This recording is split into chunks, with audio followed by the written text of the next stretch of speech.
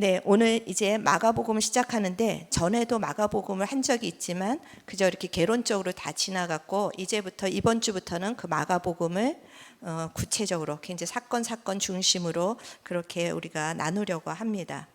혹시 복음 보청기 들어보신 적이 있나요? 요새 유튜브에 보면 이거는 절대 PPL이 아닙니다. 그러면서 특정 브랜드를 얘기하는데 저는 복음 보청기와는 전혀 상관이 없습니다.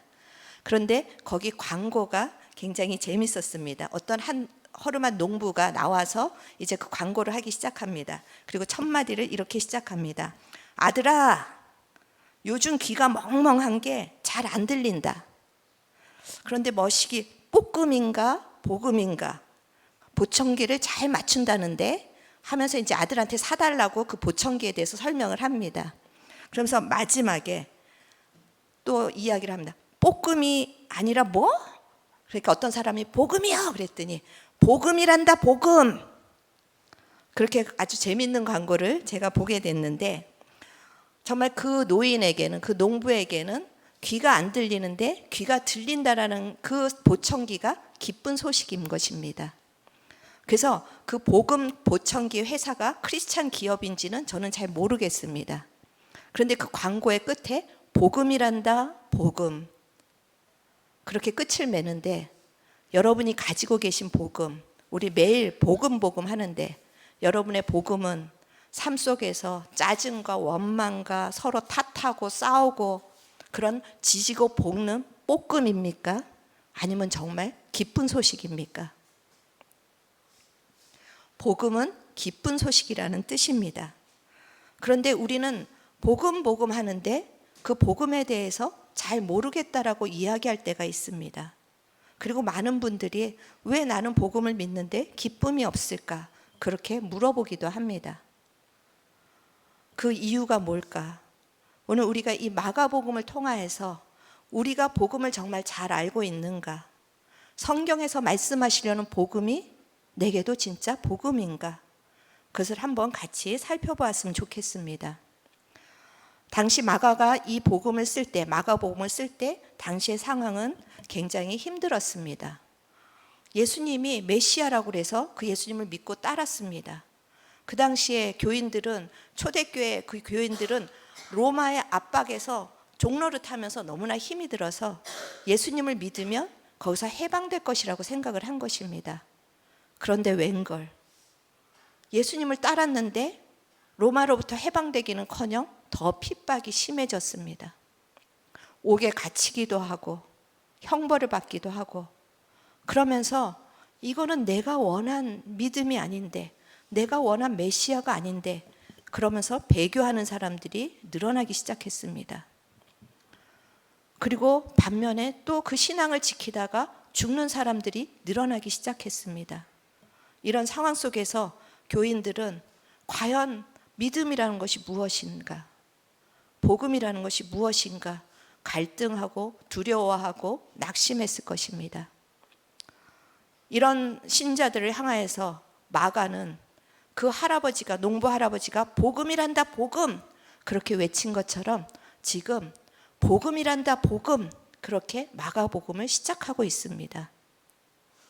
다른 복음서를 보면은 그 복음서의 시작이 예수님의 탄생을 알리거나 예수님의 족보를 알리거나 아니면 당시 유행하던 어떤 철학 사상에 비교해서 예수님은 이런 분이라고 소개를 하는데 마가복음은 그 어떤 설명도 없이 바로 단도직입적으로 복음이란다. 하나님의 아들 예수 그리스도의 복음의 시작이라 어떤 설명도 없이 선언을 하고 있습니다. 우리가 여전히 예수를 믿는데 그 초대교회 교인들처럼 이거는 뭐지? 믿는다라는 것이 과연 우리에게 무슨 의미가 있지?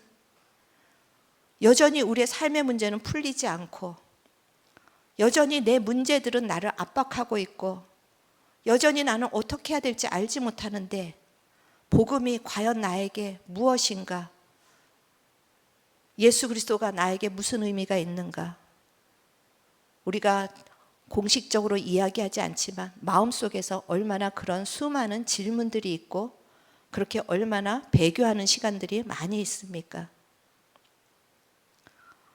이런 상황 속에서 마가가 하나님의 아들 예수 그리스도의 복음의 시작이라 이 말씀이 오늘 우리 귀한 성도님들에게 들려지기를 축원합니다.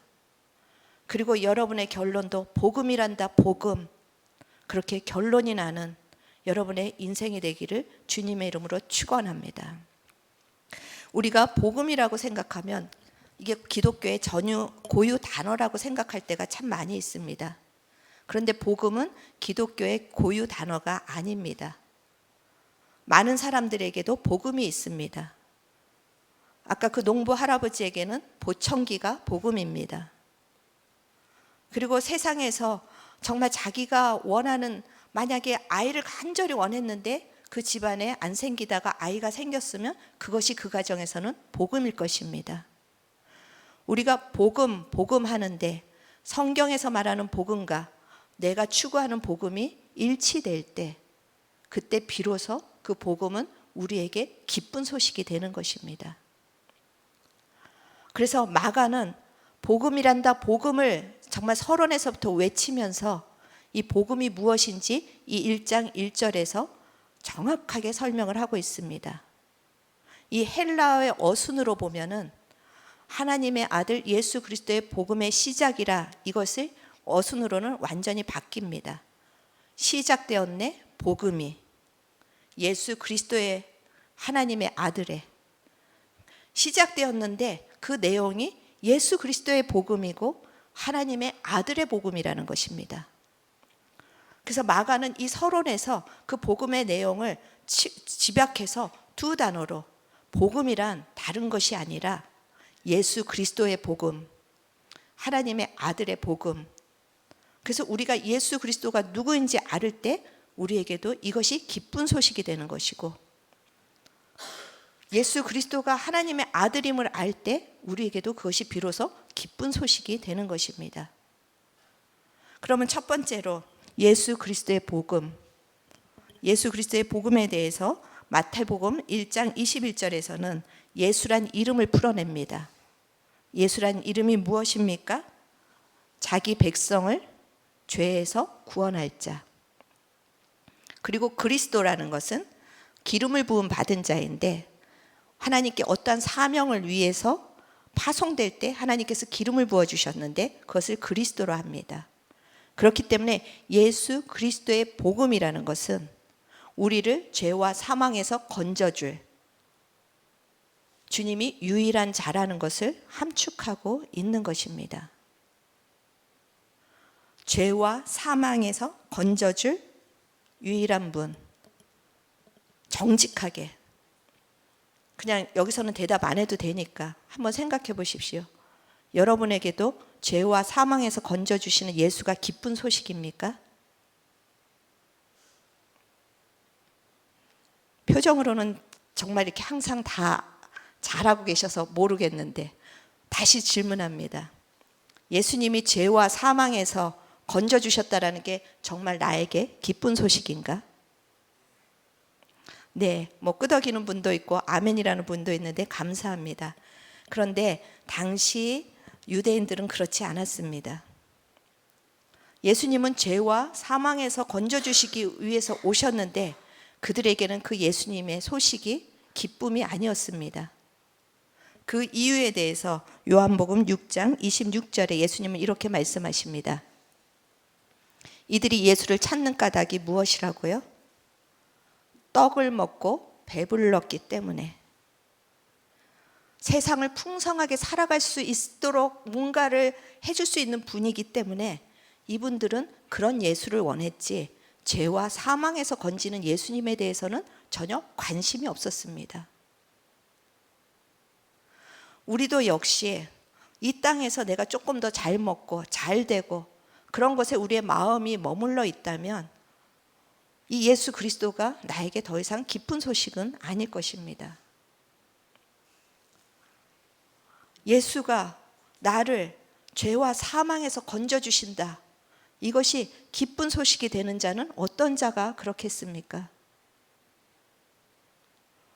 내가 얼마나 죄인인지 깨닫는 자, 그리고 내가 이 죄를 해결하지 못해서 너무나도 마음에 찢어짐이 있는 자, 그런데 죄를 해결하실 분이 오셨다. 이것이 얼마나 해방의 소식이겠습니까? 저는 어린 시절에 예수는 믿지를 않았습니다. 저희 가정은 불교 가정이었습니다. 그런데 어린 시절에 항상 죄책감에 눌려 있고 늘 정말 제가 좋은 사람이 아니라는 것 때문에 참 고민을 많이 했습니다. 그래서 늘 우울하게 지냈습니다. 그런데 그것이 은혜였다라는 것을 안 시점이 있었습니다. 사람들은 여러분 보시기에도 제가 좀 착하게 생기지 않았습니까? 그리고 굉장히 참하게 생겼죠. 그래서 사람들은 저를 참 칭찬했습니다. 아이고 착하다. 아이고 참하다. 근데 저는 제 안에 있는 참하지 않은 너무나 더러운 것들을 너무 느끼고 있었습니다.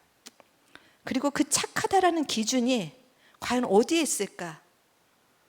내가 정말 이 세상 사람들 이상한 사람 보기에는 착한 사람이지만 과연 나보다 조금 더 도덕적인 사람이 봤을 때 내가 과연 착한 사람일까? 그런 것 때문에 참하다, 착하다라는 얘기 드릴 때마다 더 마음이 눌렸습니다. 그런데 어느 날 성경을 이제 들려주고 읽었을 때 이제 다락방이라는 데 처음 가서 성경을 읽는데 로마서 3장 10절 말씀, 의인은 하나도 없나니, 그 말이 저에게 자유함을 줬습니다. 아, 인간에게는 착한 자, 서로가 착하니 안 착하니 이렇게 기준을 따지고 있는 이 모든 것들이 아무 소용이 없구나. 절대적인 기준이 있다라는 게 오히려 저에게 자유함이 있었습니다.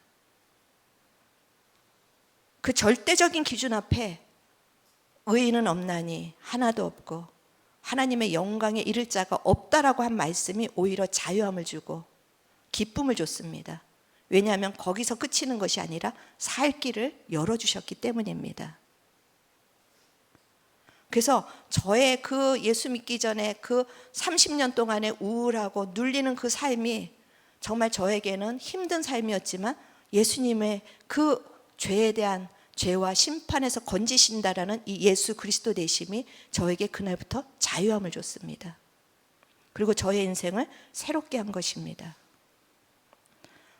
여러분, 물론 여러분이, 우리 성도 여러분들은 저처럼 다 참하게 생기셨습니다. 다 착하실 것 같습니다. 그런데 여러분만 아시는 게 있잖아요. 그걸 어떻게 해결하시겠습니까? 지금 우리 성도님들 중에 몇 분은 죄 때문에 너무나 깨어져서 끌탕을 하고 계시는데 오히려 소망이 있습니다. 요즘 세상이 어떤 세상입니까? 죄에 대해서 무감각합니다. 우리나라의 예를 들면 뭐 또 무슨 파가 나뉘어서 트럼프의 예를 들 텐데, 트럼프가 지금 법정에 그 성적 스캔들로 인해서 법정에 지금 고발을 당하고 형을 받기 일보 직전 아닙니까? 그런데 무슨 말을 하냐면 대선에 아무 영향이 없다. 구형 나기 전에 이제 미국의 대선이 시작될 거니까 그 대선이 나의 의를 증명할 것이다. 이렇게 이야기하는 시대입니다. 죄를 짓고도 죄에 대한 책임을 짓지 않고 죄에 대한 깨어짐도 없는 이 시대 속에 이 복음은 더 이상 세상 사람들에게 기쁜 소식이 아닐 것입니다.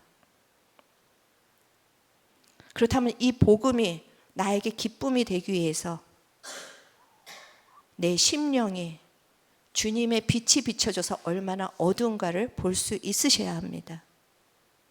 그리고 깨어져야만 합니다. 저는 아프지만 여러분이 여러분의 실존의 현주소를 발견하시기를 축원합니다.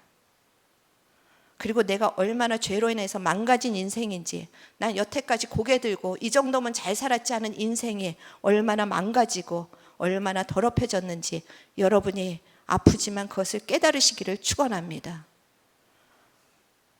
그리고 나에게 살 길이 생겼다. 예수 그리스도, 나를 이 죄에서, 이 어두움에서, 이 사망에서 건지실 분이 오셨다. 이것이 여러분에게 기쁜 소식으로 들려지기를 축원합니다. 저는 이 시간에 그것을 위해서 여러분에게 영적 기도를 또 다시 한번 반복하려고 합니다. 제가 가끔씩 예배 중에 영적 기도를 하는 이유가 있습니다. 이것이 내가 지금 깨닫지 않을지라도 우리가 예수의 이름으로 고백하는 그것에 예수의 이름의 능력이 있기 때문에 언젠가는 그 영역을 열어주실 것이라고 저는 소망합니다.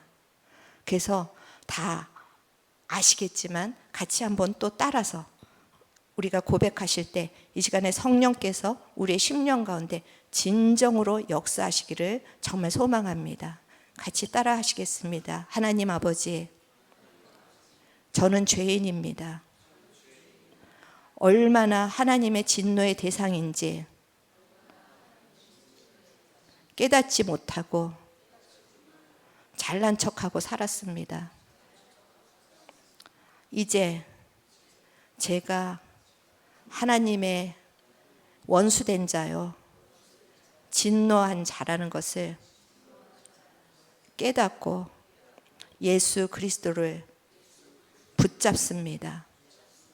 예수님께서 십자가에서 나의 모든 죄를 담당하시고 나에게 생명을 주시기 위해서, 의를 주시기 위해서 부활하셨음을 믿습니다. 이제 성령께서 이 복음을 나에게 역사하여 주시옵소서. 예수님의 이름으로 기도드렸습니다. 아멘. 이것이 우리의 거듭남을, 구원을 보장하지는 않습니다. 하지만 예수님의 이름으로 기도한 이 기도에 성령께서 역사하시기를 간절히 축원합니다. 이 예수님이 우리를 십자가에서 우리의 모든 죄를 담당하시고 죽으시고 부활하셔서 우리에게 이제 하늘의 것, 생명과 의를 주셨다라는 이 믿음이 복음인데, 이 믿음으로는 복음의 반쪽밖에 되지 않습니다. 이 믿음으로는 우리가 이 땅을 복음의 능력으로 살아낼 수가 없습니다. 우리가 왜 복음을 알면서도 마치 종이 호랑이처럼 움직이지 못하는 복음을 가지고 있는가? 분명 나는 이 사실을 알고 고백하는데 왜 내 삶 속에는 복음의 능력이 나타나지 않는가? 그것은 우리가 예수 그리스도의 복음은 아는데 하나님의 아들의 복음은 모르기 때문입니다. 마가는 이제 두 번째로 예수 그리스도의 복음에 이어서 하나님의 복음을 우리에게 이야기해 주고 있습니다. 아까도 말씀드렸듯이 이 복음이라는 것이 기독교의 전유물은 아닙니다. 고유 단어는 아닙니다. 당시 로마 시대에도 복음이라는 단어가 사용되었습니다. 유앙겔리온, 기쁜 소식, 천사가 전해주는 기쁜 소식. 이 복음이라는 단어가 로마 시대에도 사용되었는데 주로 어디에 사용되었는가? 왕에 관해서 사용이 되었습니다. 왕이 탄생할 때 전령사가 복음이다, 기쁜 소식이다 전하고 다녔습니다. 왕이 등극할 때 기쁜 소식이다 전하고 다녔습니다. 그리고 왕이 전쟁에서 승리하실 때 기쁜 소식이다 전하고 다녔습니다. 지금 마가가 복음이라는 없는 단어를 지어낸 것이 아니라 당시 사회에서 쓰이던 그 복음이라는 단어를 차용해서 가이사가 왕이 아니라 예수 그리스도가 왕이라고 선포하는 것입니다.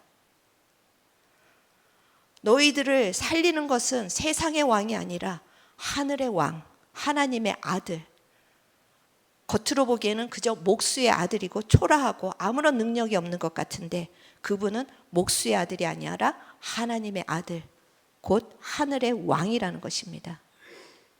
그분이 이제 하늘의 왕으로 우리의 인생에 오셨다. 그분이 우리의 왕으로 등극하셨다. 그분이 죄와 사망의 권세를 이기시고 세상을 이기시고 승리하셨다. 이 소식이 기쁜 소식이고 이 소식이 우리의 삶 속에 나타날 때 비로소 우리는 복음의 능력을 살아내는, 경험하는 그런 삶을 살 수가 있는 것입니다.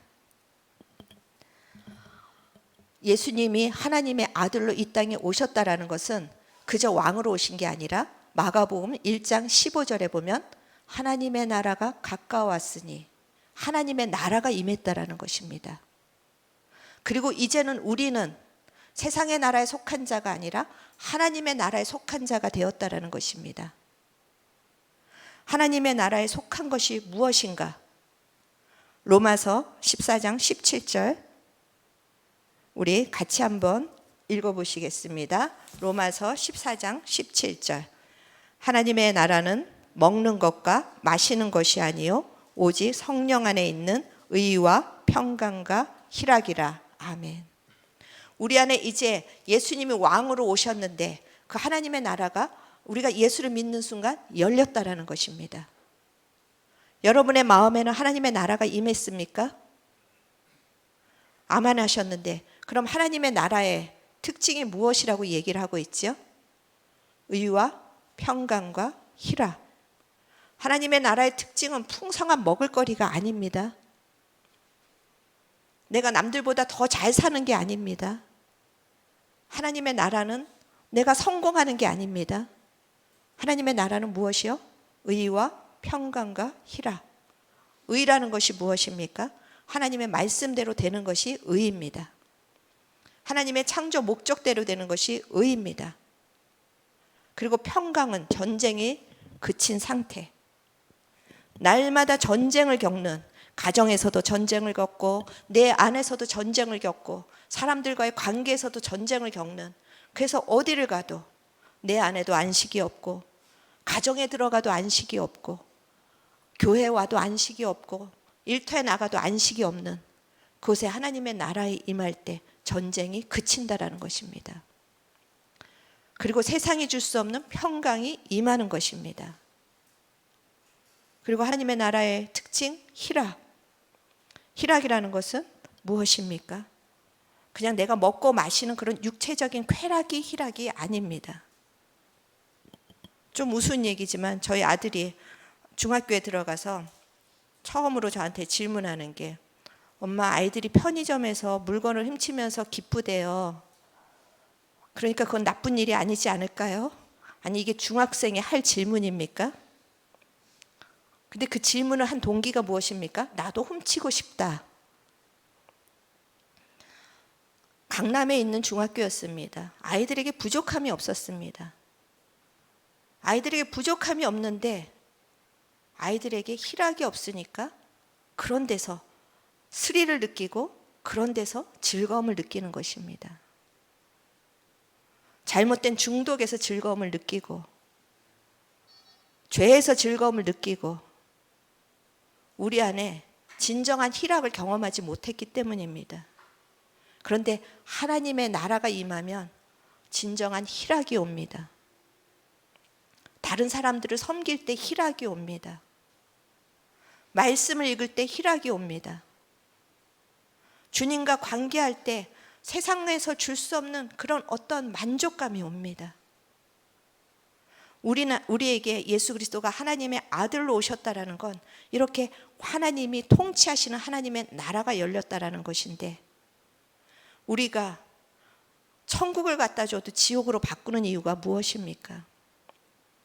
하나님의 나라가 임한 사람은 지옥을 갖다 줘도 천국으로 바꿔야 되는데 우리는 천국을 주는데도 그것을 지옥으로 바꾸는 이 안타까움에 있는 게 아직 하나님의 나라에 대한 시각이 열리지 않았기 때문입니다. 우리가 복음을 경험하기 위해서 하나님의 나라의 관점으로 이제 우리의 모든 관점이 바뀌어야 합니다. 이 땅에서 먹고 마시는 보이는 것이 아니라 보이지 않는 그 하나님의 나라, 하나님이 통치하시고 말씀으로 통치하시고 성령께서 힘을 주시는 그 하나님의 나라가 우리 성도들에게 예수님의 이름으로 열리기를 축원합니다. 그 하나님의 나라를 그럼 구체적으로 어떻게 내 삶 속에서 실현할 것인가? 첫 번째로 하나님을 신뢰하십시오. 내 생각, 내 느낌, 내 기준에는 하나님이 이해할 수 없을 때가 참 많이 있습니다. 왜 이런 일들을 허락하시는지 이해할 수가 없습니다. 그렇지만 우리가 이 말씀 초반에 하나님은 선하십니다. 언제나. 그래서 그 흑인 교회에 그 백인 우월주의가 들어가서 예배드리는 흑인들을 다 쏴서 죽인 그런 뉴스가 나온 것을 종종 보실 것입니다. 그런데도 그때 제가 어느 교회인지는 이름을 잊어버렸지만 울면서 그들이 고백했습니다. God is good all the time. 지금 우리 안에 일어나는 일들에 대해서 여러분이 다 이해하지 못해도 하나님은 신실하십니다. 하나님은 선하십니다. 여러분을 결코 이대로 내버려 두지 않으십니다. 하나님 여러분을 보호하시고 지키시고 여러분의 마지막에 하나님의 영광이 나타나게 하실 것입니다. 그 하나님을 신뢰하시는 것이 여러분이 우리 하나님의 나라를 여는 문인 것입니다. 그리고 두 번째로 여러분이 가지고 있는 문제들을 하나님께 던져버리십시오. 내가 그 문제를 가지고 끙끙댄다고 그 문제가 해결되지 않습니다. 그래서 성경에 너희가 염려함으로 키를 한 자나 더할 수 있느냐? 염려하는 게 아무 소용이 없다라는 것입니다. 그래서 염려하지 말고 기도하라. 염려하는 시간에 기도로 하나님의 통치하심에 그 문제를 맡기는 것입니다. 하나님의 통치하심에 내 가정을 맡기고 내 자녀를 맡기고 나의 육체를 맡기고 그럴 때 당장은 모르지만 반드시 하나님께서는 그 기도를 들으시고 하나님이 그 기도에 일하실 것을 믿으시기 바랍니다. 그리고 그 문제 속에서도 우리에게 평강을 주실 것입니다. 그리고 우리가 하나님의 나라를 구체적으로 내 삶 속에 실현하기 위해서 복음을 내 삶 속에서 능력으로 나타나기 위해서 이 부분이 굉장히 중요한데 그 하나님께 내가 통치권을 받았다라는 걸 기억하십시오. 그리스도가 내 안에, 내가 그리스도 안에, 나는 아무런 능력이 없는데 내 안에 왕 되신 예수께서 그 통치권을 나의 입술을 통하여서 나타내실 것입니다. 나의 손과 발을 통해서 나타내실 것입니다. 에베소서 2장 5절에서 6절 말씀 같이 한번 읽어보시겠습니다. 허물로 죽은 우리를 그리스도와 함께 살리셨고 너희는 은혜로 구원을 받은 것이라. 또 함께 일으키사 그리스도 예수 안에서 함께 하늘에 앉히시니. 지금 예수님은 부활하셔서 하나님의 우편에 앉아 계십니다. 그런데 그 우편에 앉아 있다라는 건 그냥 오른쪽에 앉아 있다라는 게 아니라 그 히브리 사고에서 우편은 능력, 그것을 의미합니다. 통치, 능력을 의미합니다. 예수님이 부활하셔서 하나님 우편에 앉아서 이 세상 만물을 통치하시는데 거기에 우리도 지금 참여하고 있다라는 것입니다. 내가 예수를 믿은 것은 예수와 함께 살아났을 뿐만이 아니라 예수와 함께 지금 그 통치권에 참여하고 있다라는 것입니다. 여기서 앉히시니 이것이 과거 완료입니다. 앞으로 앉히실 것이 아니라 이미 예수를 믿는 순간에 우리는 이 통치권을 받은 것입니다.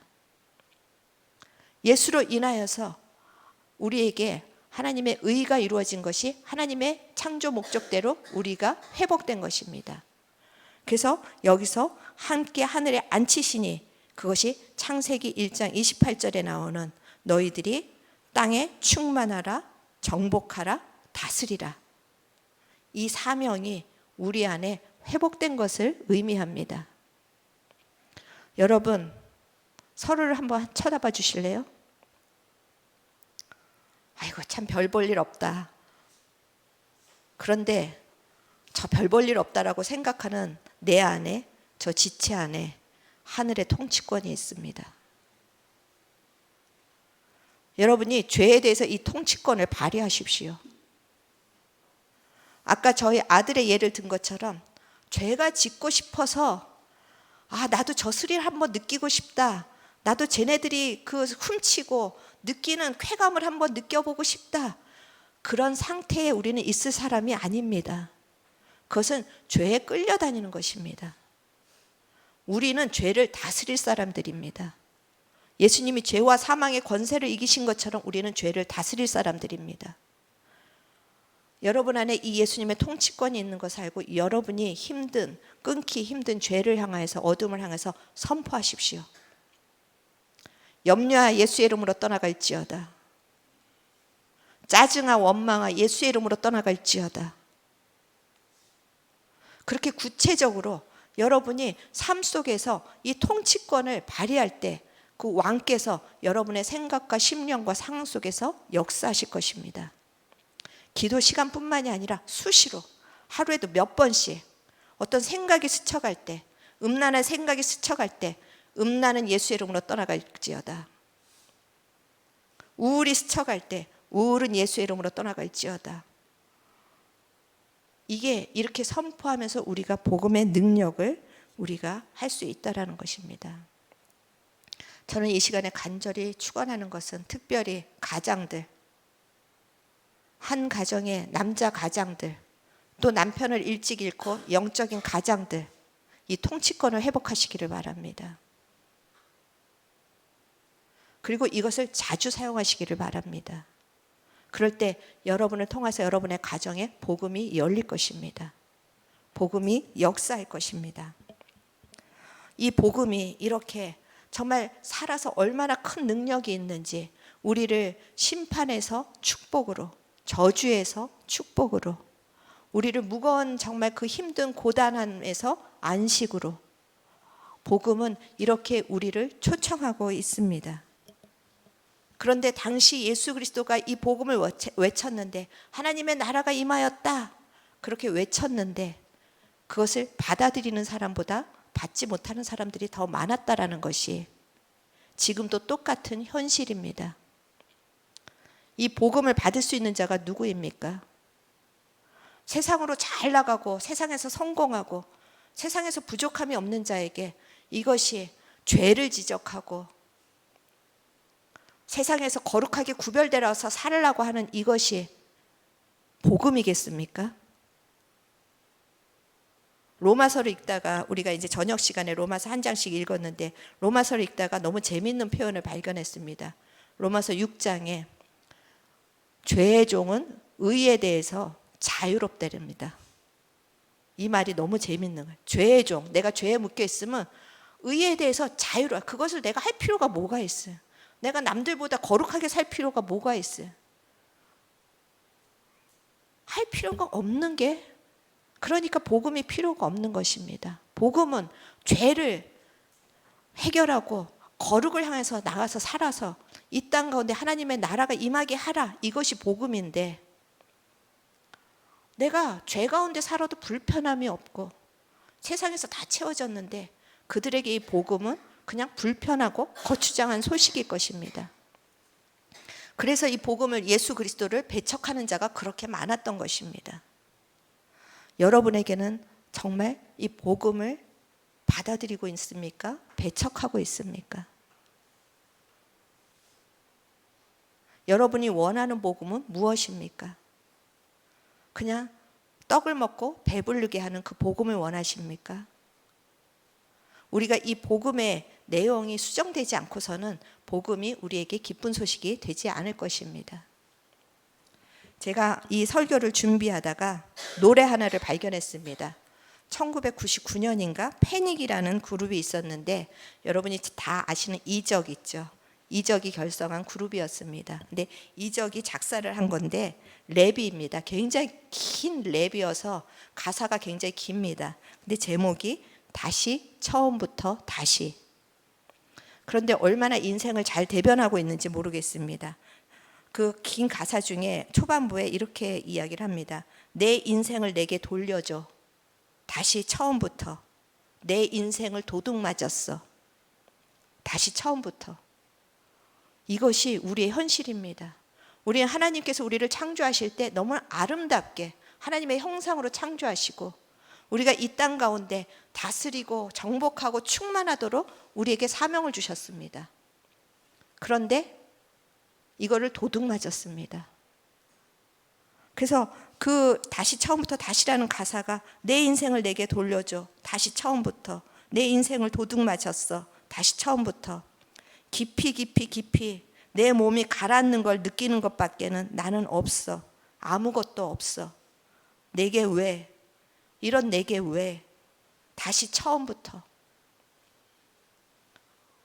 그 다시 처음부터를 제가 쉬다가 그만둔 게, 아이고 머리가 아파서 못 쉬겠더라고요. 60번은 쉬었는데 그 이상입니다.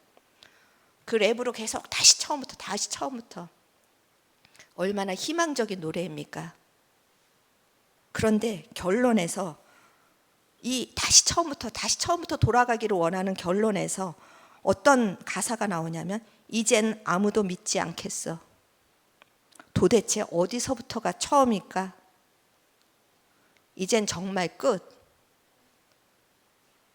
다시 처음부터 시작하겠다고 그렇게 60번을 넘게 외치다가 아무것도 나를 이렇게 처음부터 시작하게 할 아무것도 없어.